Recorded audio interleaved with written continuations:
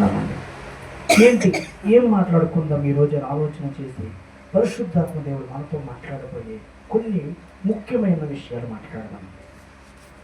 ఏంటా ముఖ్యమైన విషయాన్ని ఆలోచన చేస్తే, మన జీవితాలలో ఎప్పుడైనా పాపం పైన విజయం సాధించగలిగామా?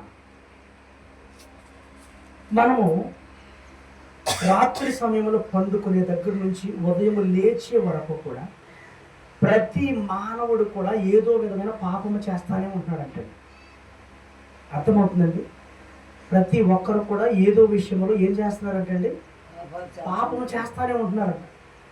అది ఏదో ఒక విషయము ప్రతి మానవుడు అండి, ఒక్కరని కాదు, ఇద్దరని కాదు, ఈ భూమి మీద ఉంటున్న ప్రతి మానవాళి కూడా ఏదో ఒక విషయంలో పాపం అనేది జరుగుతూనే ఉందంటండి.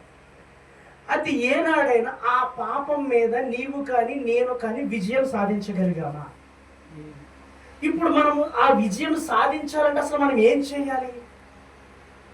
మనం ఆలోచన చేయాలి. ప్రతి మానవుడు చిన్నపిల్లల దగ్గర నుంచి పెద్దవాళ్ళ వరకు ఇప్పుడు పాపం చేసేవారే. ఏడా చిన్నపిల్లడికి ఏం తెలుసండి, బూతులాడుతున్నారు, చిన్నోడికి ఏం తెలుసండి అంటారు చాలా మంది, అవునా కదండి? ఇప్పుడు చిన్నపిల్లడు బూతులు ఆడుతున్నాడంటే ఎక్కడి నుంచి వచ్చింది? అది వాడు బూతులు ఆడుతున్నాడంటే ఎక్కడి నుంచి వచ్చినాయి ఆ మాటలు? ఇప్పుడు తల్లిదండ్రులు ఏదైతే మాట్లాడతారో బిడ్డలు కూడా అదే మాట్లాడతారు. వాడు చిన్నపిల్లడు కాదండి అంటారు చాలా మంది. మనం ఒక్కసారి ఆలోచన చేయాలండి. ఇప్పుడు మనం సక్రమంగా ఉండి మన బిడ్డలు సక్రమంగా పెంచితే మన బిడ్డలు కూడా ఎలా ఉంటారు? సక్రమంగానే ఉంటారు, మంచి మార్గాల్లో ఉంటారండి. చిన్నపిల్లడు కాదండి, చిన్నపిల్ల కాదండి, ఏదో తెలుసో తెలియకు మాట్లాడేస్తుందండి అని చాలా మంది ఏంటంటే వాళ్ళు సపోర్ట్ చేస్తూ ఉంటారు. నేనేమంటానంటే వాళ్ళు చిన్న వయసు నుంచే ఇటువంటి మాటలు నేర్చుకుంటే రేపు పెద్ద అయిన తర్వాత ఇంకా పెద్ద పెద్ద మాటలు మాట్లాడతారు, ఇంకా భయంకరమైన మాటలు మాట్లాడుతూ ఉంటారు. మనం ఆలోచన చేయాలి. అయితే ఇప్పుడు మనం నేర్చుకునే వాక్యము మనం జాగ్రత్తగా ఆలోచన చేస్తే పాపం పైన ఎప్పుడైనా విజయం సాధించగలిగామా? నేను పాపాన్ని జయించానండి అని చెప్పుకోగలిగామా? యోసేపు గారు పాపాన్ని జయించాడు, పారిపోయాడు. ఆయన పాపము చూసే పారిపోయాడు. ఏనాడైనా నీవు కానీ నేను కానీ అటువంటి పాపాన్ని జయించగలిగామా? అసలు ఆ పాపాన్ని మనం జయించాలంటే మనం ఎక్కడ ఉండాలి? ఎవరి దగ్గర ఉంటే ఆ పాపాన్ని జయించగలము? మనం ఆలోచన చేద్దామండి. మనము ఎవరి దగ్గర ఉంటే మనము పాపాన్ని జయించగలమని ఆలోచన చేసి, ఇదిగోండి ఇక్కడ మాట్లాడుతూ ఉన్నాడు. ఏమని మాట్లాడుతూ ఉన్నాడంటే కీర్తనల గ్రంథము 119వ అధ్యాయం అండి. కీర్తనల గ్రంథము 119వ అధ్యాయము. 119వ కీర్తన అంటే చాలా పెద్ద కీర్తన అండి. సుమారుగా 170 వచనాలు ఎన్నో ఉంటాయండి దీనికి, ఈ కీర్తన గ్రంథానికి. అంత పెద్ద కీర్తన అండి. 119 176 వచనాలండి. దీనికి ఉన్నట్టు వచ్చిన దేనికి లేవండి, అంత పెద్ద కీర్తన. ఈ 119వ కీర్తన 11వ వచనం ఏమని చెప్తున్నాడో చూడండి. నీ ఎదుట నేను పాపము చేయకుండానట్లు నా హృదయములో నీ వాక్యము ఉంచుకొని ఉన్నాను. దేవునికి స్తోత్రం. ఇప్పుడు మనం పాపాన్ని జయించాలి అంటే ఇప్పుడు ముందుగా మన హృదయంలో ఏముండాలంటే అండి, ఏముండాలండి? దేవుని వాక్యం ఉండాలి. అర్థమవుతుందండి? ఇప్పుడు మనం పాపం చేయకుండా ఉండాలంటే ముందు మనలో ఉండవలసింది ఏంటి? మన హృదయం అంటే దేవుని వాక్యం ఉండాలంటండి. ఇప్పుడు ఎవరి హృదయాల్లో అయితే దేవుని వాక్యం ఉంటుందో వారు ఏ పాపము చేయరంటండి. ఎవరి హృదయాల్లో అయితే ఈ వాక్యము మనం పెట్టుకుంటామో వారు పాపము జోలికి వెళ్ళరంట. ఇప్పుడు వాక్యం అనగా దేవుడే కదండి, వాక్యం అనగా దేవుడే. ఇప్పుడు ఎవరైతే వారి హృదయాల్లో దేవుణ్ణి పెట్టుకుంటారో వారు పాపము చేయరు, ఎవరి గురించి అబద్ధాలు చెప్పరు, ఎవరి గురించి దుర్మార్గమైన పన్నాగాలు పన్నరు, ఎవరి గురించి తప్పుగా మాట్లాడరు, ఎవరిని చూసినా కూడా ఒక సహోదరులా చూస్తారు, ఎవరిని చూసినా కూడా ఒక అక్కలాగా ఒక చెల్లిలా చూస్తారు, ఎవరిని చూసినా కూడా ఒక తల్లిలా చూస్తారు. ఇటువంటి ఆలోచన కలిగిన వారికి పాపపు మాటలు రావండి. ఇప్పుడు నీ హృదయంలో నా హృదయంలో ఖచ్చితంగా దేవుని వాక్యము దేవుడు ఉంటే ఎదటి వ్యక్తులతో మనం ఎలా మాట్లాడతామంటే మంచిగా మాట్లాడతాం. ఎదటి వ్యక్తులతో మనము ఇష్టానుసారంగా మాట్లాడమంటండి. కొంతమందికి అసలు వాళ్ళు ఏం మాట్లాడతారో వాళ్ళకి తెలియకుండా మాట్లాడేవాడు ఉన్నారని ఈ లోకంలో లేరంటారా? అసలు ఏం మాట్లాడుతున్నారో, వాళ్ళు ఏం చెబుతున్నారో కూడా అర్థం ఉండదు ఒక్కొక్కసారి. ఇప్పుడు ఇలా మాట్లాడే వాళ్ళందరూ ఎటువంటి వారంటే దేవుని హృదయంలో పెట్టుకొని వారు. ఇక్కడ అదే చెప్తున్నాడు దావీదు గారి ద్వారా. ఏమని చెప్తున్నాడండి ఆయన ఏమని మాట్లాడుతున్నాడు? 11వ వచనంలో, 119 11వ వచనంలో, నీ ఎదుట నేను పాపము చేయకుండానట్లు. ఎవరి ఎదుటంటండి? దేవుని ఎదుట మనం పాపము చేయకుండా ఉండాలి అంటే ముందుగా మన దేవుని వాక్యం ఎక్కడ ఉండాలంటండి? మన హృదయాల్లో ఉండాలంటండి. ఎప్పుడైతే మన హృదయాల్లో దేవుని వాక్యం ఉంటుందో ఇంకా మనం పాపము చేసే ఆలోచన అస్సలు రాదండి. తప్పుడు మాటలు మాట్లాడము. ఏమండి, మనం నోరు తెరిస్తే బూతులు రావు.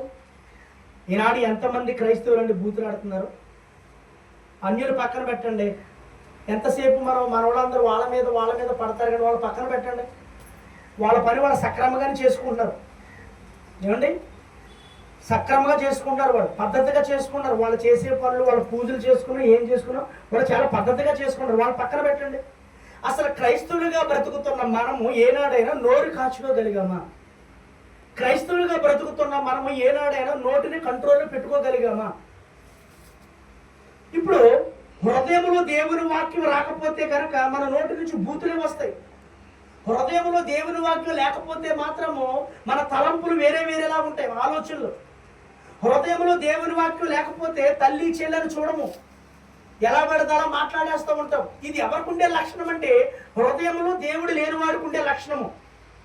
హృదయంలో దేవుని వాక్యంతో నిండిపోయిన వారు ఎటువంటి వారైనా, అది స్త్రీ అయినా పురుషుడైనా కూడా ఏ పాపము చేయరంటండి, ఏ తప్పుడు ఆలోచన రాదంటండి. ప్రతి ఒక్కరూ దేవునికి లోబడిపోతారంట. ప్రతి ఒక్కరూ దేవుని వాక్యానికి లోబడిపోతారంట. ప్రతి ఒక్కరూ దేవుని సన్నిధానంలో గడుపుతారంటండి.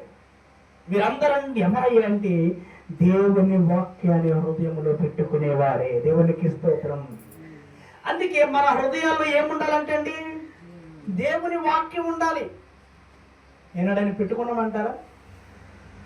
నేనేమంటానంటే దేవుని వాక్యం లేనివారు ఖచ్చితంగా పాపం చేస్తారు. దేవుని వాక్యం ఉన్నవాడైతే చేయడు. మీరు ఎప్పుడైనా ఆలోచించండి. దేవుని వాక్యం హృదయంలో ఉంటే మనకు భయం వేస్తుందండి. అమ్మో, దేవుడు చూస్తాడేమో, అమ్మో, మనుషులు ఎవరో చూడకపోవచ్చు కానీ నా దేవుడు నన్ను చూస్తాడు. పోయిన గురువారం చెప్పాను కదండి, ఆయన చూసే దేవుడు అని చెప్పాను లేదంటారా? పోయిన గురువారం ఏమని చెప్పానండి? ఆయన ఆకాశంలో ఉన్నాడు, భూమి మీద ఉన్న నరులందరూ కూడా ఆయన ఏం చేస్తున్నాడో చూస్తున్నాడని చెప్పాను. నువ్వు పడుకుంటం తెలుసు, లేవడం తెలుసు, నడవడం తెలుసు, తినడం తెలుసు అని చెప్పాను నేను దేవునికి. అవునా కాదంటారా? ఇప్పుడు మనందరూ కూడా దేవుడు ఏం చేస్తూ ఉన్నాడు? చూస్తూనే ఉన్నాడంట. చూస్తూనే ఉన్నాడు. ఆయన చూడకుండా అయితే లేడంటాడు, చూస్తూనే ఉన్నాడు. ఇప్పుడు మనలో దేవుని వాక్యం ఉన్నవాడు ఎలాగుంటాడయ్యా అని ఆలోచన చేస్తే ఖచ్చితంగా కూడా వారు ఎలాగుంటారంటండి? పాపానికి దూరం అయిపోతారంటండి. పాపాన్ని చేత పట్టుకోరు, పాపము జోలికి వెళ్ళరు. వారు ఎవరయ్యా అంటే దేవుని వాక్యాన్ని హృదయంలో పెట్టుకునేవారు మాత్రమేనంటాడు. వారు అర్థమవుతుందండి? ఇంకెవ్వరో కాదు. ఆదివారం ప్రార్థనకు వెళ్తాం, ఏం నేర్చుకుంటున్నాము ఒక్కసారి ఎప్పుడైనా మనం ఆలోచించామా? ఇప్పుడు ఇక్కడ నుంచి గడప దాటి బయటికి వెళ్ళండి, ఈరోజు ఏ వాక్యం చెప్పారని నన్ను అడగండి. ఎవరినైనా గుర్తుంటుందంటారా? మర్చిపోతామండి. మరి ఏం గుర్తుంటాయో చెప్పనా? సంవత్సరం క్రితం నేను ఒక ఆవిడ తిట్టిన బూతు గుర్తుంటుంది. అవునా కాదంటారా? సంవత్సరం క్రితము నిన్న ఒక ఆవిడ తిట్టిన బూతు గుర్తుంటుంది. సంవత్సరం క్రితము నిన్న ఒక అబ్బాయి కొట్టిన దెబ్బ గుర్తుంటుంది. దేనితో కొట్టాడో కూడా గుర్తుంటుంది. ఆడు కర్రతో కొట్టాడా, లేదా కత్తితో నరికాడా, లేదంటే సాకుతో పొడిచాడా, బ్లేడ్తో కట్ చేశాడా అనేది ప్రతిదీ కూడా ఎప్పుడో చేసినది ఖచ్చితంగా గుర్తుంటుంది అంటండి. మీకు అర్థమవుతుందండి? ఇలాంటి అన్ని గుర్తుంటాయి అంట, కానీ దేవుని వాక్యం మాత్రం గుర్తుండదు అంటండి మానవులకి.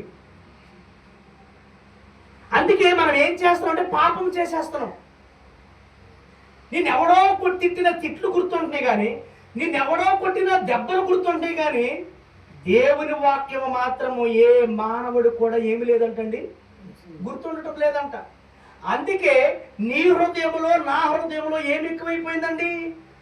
పాపం ఎక్కువైపోయింది. పాపపు ఆలోచనలు ఎక్కువైపోయినాయి అంటండి. అందుకే దేవుని వాక్యము మన హృదయంలో పెట్టుకోండి అయ్యా అంటున్నాడు. హృదయం అనే పలక, ఇదేంటండి ఇది? హృదయం అనే పలక. ఇప్పుడు ఈ పలక మీద ఏముండాలి? దేవుని వాక్యం ఉండాలంటండి. హృదయం అనే పలక మీద ఏముండాలంటే దేవుని వాక్యం ఉండాలంటండి. ఏమంటే ఒక పలక మీద రాయండి, అది చెరిగిపోద్ది. పిల్లలు స్కూల్కి తీసుకెళ్ళే పలక మీద వాక్యం రాయండి, అది చెరిగిపోద్ది. లేదంటే చెక్క పలకల మీద రాయండి, ఇరిగిపోతాయి. రాతి పలకల మీద రాయండి, పగిలిపోతాయి. కానీ హృదయం అనే పలక మీద వాక్యం రాసుకుంటేనంట దాన్ని చెరిపే వాళ్ళు ఇంకెవరో కూడా లేరంటండి.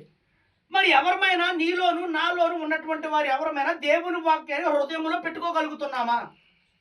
అలా పెట్టుకున్న వారే పాపం జోలికి వెళ్ళరంటండి. అలా ఉన్నవారే ఎవరి జోలు తీరంటండి. మన పని మనం చేసుకుంటామంట. పాపానికి బానిసలం అయిపోతామండి మనం అందరం.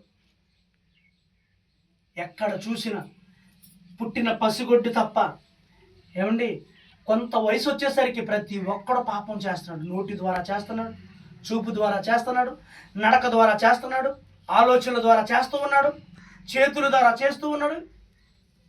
మనం చేసిన ఈ చేతులు చేసిన పాపాలకి యేసుక్రీస్తు ప్రభువు యొక్క చేతులకి ఏం పండియండి? మేకులు కొట్టబండియండి.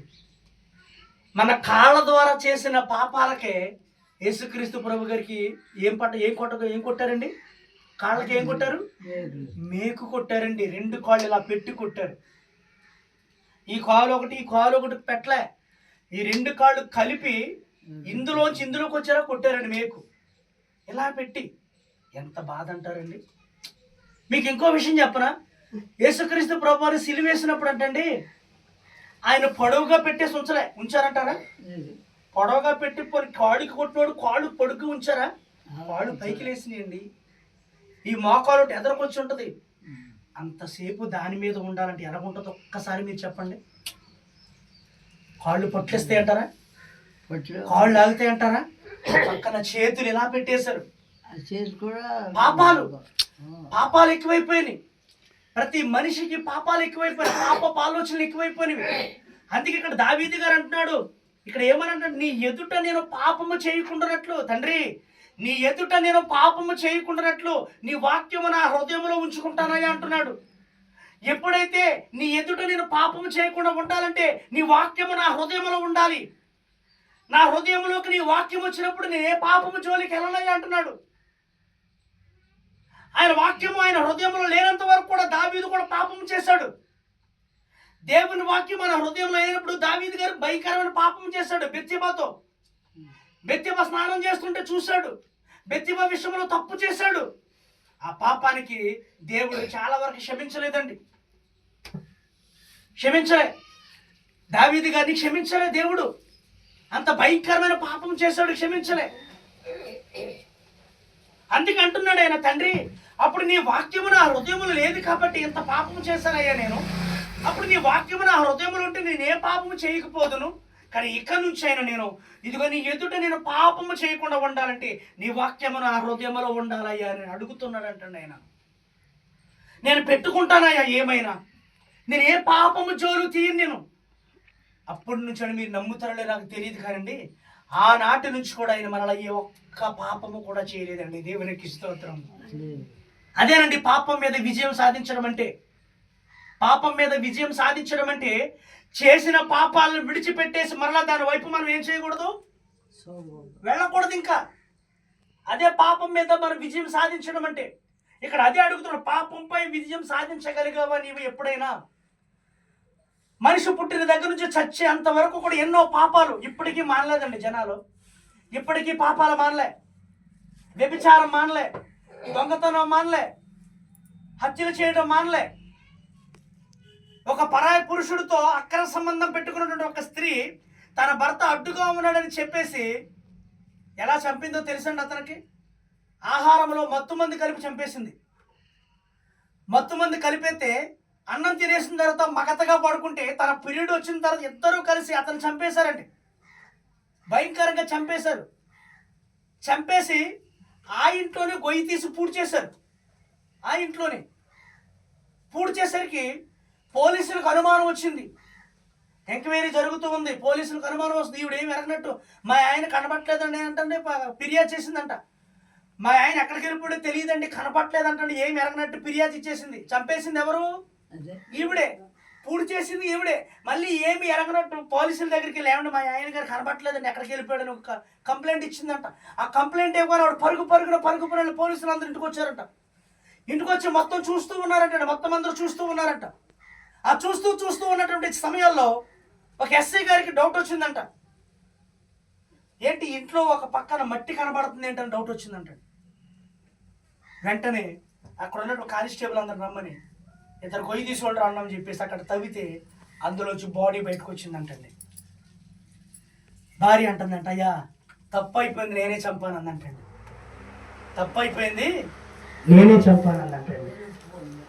పాపం అంటారా కాదంటారా? ఈనాడు మనం బ్రతుకుతున్నామని ఎలా బ్రతుకుతున్నామో ఒక్కసారి ఆలోచన చేయండి. ఇదిగో దావీదు గారు అంటున్నాడు, అయ్యా నీ ఎదుట నేను పాపము చేయకుండానట్లు నీ వాక్యము నా హృదయంలో ఉంచుకుంటానయ్యా అంటున్నాడండి. నోటి మాటలు సరిగా ఉండవు కొంతమందికి, అసలు ఎలా మాట్లాడతారో కూడా వాళ్ళకే తెలియదు. ఓ పద్ధతి ఉండదు, ఓ గౌరవం లేకుండా మాట్లాడేవారు ఉన్నారు సమాజం, లేరంటారా? నోటి మాటలు కూడా ఎలా మాట్లాడో కూడా తెలియదు. వీడికంటే గేదెలు కాసి కూడా నయ్యులు అనిపించేలా ఉన్నారు కొంతమంది. చదువుకున్న వాళ్ళకి కొంతమందికి మాట్లాడటం చేత కాదు. వీడికంటే ఏ చదువు సంధ్య లేకుండా మొరటోడిగా మోటుగా ఉండి ఏరు ముద్దరేసి వాడు గేదెలు కాచుకునేవాడు చక్కగా మాట్లాడతాడు అని చెప్పుకునేలాగా తయారైపోయింది సమాజం. అటువంటి భయంకరమైన మాటలు మాట్లాడుతున్నారు చాలా మంది. పాపం చేస్తున్నాం, జాగ్రత్త. నోటి మాటను బట్టి కూడా పాపం జరిగిపోద్ది. చేతల వల్లే కాదు, మాటల వల్ల కూడా పాపమే. మాటల వల్ల పాపమే, చేతల వల్ల పాపమే, చూపుల వల్ల కూడా పాపమే. మనం చూసే చూపుల వల్ల కూడా పాపం చేస్తాం. మరి ఇవన్నీ చేయకుండా ఉండాలంటే మనం ఎలా ఉండాలంటే, ఇది హృదయములో దేవుని వాక్యము ఉండవలసినదే. అర్థమైందండి? ఇక్కడ అదే చెప్తూ ఉన్నాడు ఆయన. పాపంపై విజయం సాధించాలంటే దేవుని వాక్యాన్ని హృదయంలో దాచుకోవాలంటండి. ఈనాడు నీవు నేను కూడా చేయవలసిన పని ఏంటమ్మా అంటే, దేవుని వాక్యం ఎక్కడ ఉండాలని మనకి హృదయంలో ఉండాలంటండి. హృదయంలో పెట్టుకోగలుగుతున్నామంటారా? ఉంచుకోగలుగుతున్నామంటారా? అస్సలు ఉండదండి, అస్సలు ఉండదు. ఓ సినిమా చూడండి మీరు, దాని స్టోరీ అంతా చెప్పేసి కూడా ఉన్నారు చాలామంది. చెప్పరంటారా? ఫస్ట్ దగ్గర నుంచి పేర్లు పెట్టి దగ్గర నుంచి లోపల ఆఖరికి శుభం కార్డు పడే వరకు కూడా మొత్తం స్టోరీ అంతా చెప్పేవాళ్ళు ఉన్నారు. మరి ఈరోజు వాక్యం అడిగితే చెప్పరు. చెబుతారా? ఏం చెప్పారా మీ రోజు వాక్యం? ఏదో చెప్పారండి, గుర్తు రావట్లేదు దేని గురించి. అసలు నీ మైండ్ ఎక్కడ ఉంటేగా, నీ ఆలోచన ఇక్కడ ఉంటే కదా. నీ ఆలోచన ఇక్కడ ఉంటే ఏం చెప్పారు నీకు తెలుసును. ఏమండి? నీ ఆలోచన ఏమో అటట్టు బయట తిరిగేస్తుండే దేవుని వాక్యానికి ఎక్కడ నువ్వు తావిస్తావు? మనిషి మాత్రం ఎక్కడే కూర్చుంటున్నావు. నీ మైండ్ అంతా బయట ప్రపంచంలో తిరిగేస్తూ ఉంటుంది. అక్కడ ఎవరున్నారు, ఇక్కడ ఎవరున్నారు, అక్కడికి ఎప్పుడు వస్తారు, ఇక్కడికి ఎప్పుడు వస్తారు, ఇవన్నీ తిరిగేస్తూ ఉన్నవి. అందుకే దేవుని వాక్యం గుర్తుండడం వల్ల. అదే సినిమా హాల్లోకి వెళ్తే బయట విషయాలు ఏం గుర్తురావిక, ఆ సినిమా మీద ఫోకస్ పెట్టేస్తాం. అవునా కాదంటారు? దృష్టి అంతా దాని మీదే ఉంటుంది. ఎక్కడ కన్ను మూసామంటే హీరో మిస్ అయిపోతాడేమని కన్ను కూడా రెప్పేయకుండా ఇలా చూసేవాళ్ళు ఉన్నారు చాలా మంది. కన్ను ఆర్పకుండా చూసేవాళ్ళు ఉన్నారు చాలా మంది. రెప్పేస్తే ఎక్కడ హీరో మిస్ అయిపోతాడో, ఆడు పరిగెడుతున్నాడో కూర్చున్నాడో మిస్ అయిపోతాడో కూడా రెప్పే కూడా చూసేవాళ్ళు ఉన్నారు. ఆ స్టోరీ అయిపోయిన తర్వాత ఇంటికి వచ్చిన తర్వాత ఫస్ట్ దగ్గర నుంచి లాస్ట్ వరకు ఇదిరా స్టోరీ అని చెప్పేసి వాళ్ళు ఉన్నారు. కానీ దేవుని వాక్యము గురించి మాట్లాడేవాళ్ళు ఎవరో కూడా లేరంటండి. ఏం చెప్పారో తెలియదంట, ఏం బోధించారో కూడా తెలియదంటండి. అందుకే అంటాడు దావీదు గారు, అయ్యా నీ ఎదుట నేను పాపము చేయకుండానట్లు నా హృదయంలో నీ వాక్యం ఉంచుకుంటానయ్యా అంటున్నాడు. ఈనాడు సమాజంలో జరుగుతున్న ప్రతి పాపానికి ఒక్కటే దేవుని వాక్యము మన హృదయాల్లో లేకపోవడమే. దేవుని వాక్యము మన హృదయాల్లో లేకపోతే మాత్రము ఏ మనిషి అయినా పాపానికి తావిచ్చేస్తాడంటాడు. వాళ్ళు ఎటువంటి వారైనా, ఎటువంటి పరిస్థితులు కలిగినటువంటి వారైనా కూడా దేవుని వాక్యము హృదయంలో లేకపోతే వాడు ఆడపిల్ల అయినా మగపిల్లవాడైనా ఎటువంటి వారైనా పాపానికి తాగిస్తారంటండి. జాగ్రత్త. నీ ఎదుట నేను పాపము చేయకుండా ఉండాలయ్యా. నీ ఎదుట నేను పాపము చేయకుండా ఉన్న రోజునే మాత్రమే నీ వాక్యము నా హృదయంలో ఉంటుంది. పాపానికి తావివ్వకూడదు. పాపానికి దూరం అయిపోవాలి. పాపము నుంచి మనం పారిపోవాలి. ఏనాడైనా పారిపోగలిగామా పాపాన్ని చూసి? ఎప్పుడు అవకాశం దొరికిద్దని చూసి వాళ్ళు ఎక్కువ ఉన్నారు. పాపాన్ని చూసి పారిపోయినోడు యోసేపు గారు. యోసేపు గారి చెయ్యి పట్టుకుంటే చెయ్యి విదిలించుకుని పరిగెట్టేశానండి. అది పారిపోవడం అంటే పాపాన్ని విడిచిపెట్టి. అప్పుడే పాపంపై మన విజయాన్ని సాధిస్తాం. ఆయన ఎందుకు పారిపోయాడో తెలుసా? దేవుణ్ణి ఆయన హృదయంలో పెట్టేసుకున్నాడండి. ఒకవేళ ఫరో చక్కరు పోతీఫరును చూడకపోవచ్చేమో, ఇక్కడ ఉన్నటువంటి సైన్యాధిపతులు అందరూ నన్ను చూడకపోవచ్చేమో, ఇక్కడ ఉన్నటువంటి భద్రుడు నన్ను చూడకపోవచ్చేమో, కానీ నన్ను చూసేవారు ఒక ఆయన ఉన్నాడు. ఆయనే నేను నమ్ముకున్న దేవుడు అనుకున్నాడు. దేవునికి స్తోత్రం. అందువలన ఆయన పాపం నుంచి పారిపోయాడండి. కారణం అది ఆయన పారిపోవడానికి. పాపంపై విజయం సాధించాలంటే నీవైనా నేనైనా పాపానికి తావు ఇవ్వకూడదు. ఇంకా ఏమని చెప్తున్నాడు అంటే, ఇంకా ఏమని చెప్తున్నాడు? పాపములో మనం విజయం సాధించాలంటే, పాపంపై మనం గొప్ప విజయం సాధించాలని ఇంకా చెప్తున్నాడు. ఏంటంటే ఇదిగో మత్తయి సువార్త 26వ అధ్యాయము 41వ వచనం చూడండి. మత్తయి సువార్త కొత్త నిబంధన పాఠ్య భాగంలో మొదటి పుస్తకం అండి ఇది. కొత్త నిబంధన పాఠ్య భాగంలో మొదటి పుస్తకము 26వ అధ్యాయము 41వ వచనం చూడండి. రెండో విషయం చెప్తున్నాడు. ఏంటా రెండో విషయం ఆలోచన చేస్తే 41వ వచనం, మీరు శోధనలో ప్రవేశించుకుంటున్నట్లు మెలకువగా ఉండి ప్రార్థన చేయుడి. దేవునికి స్తోత్రం.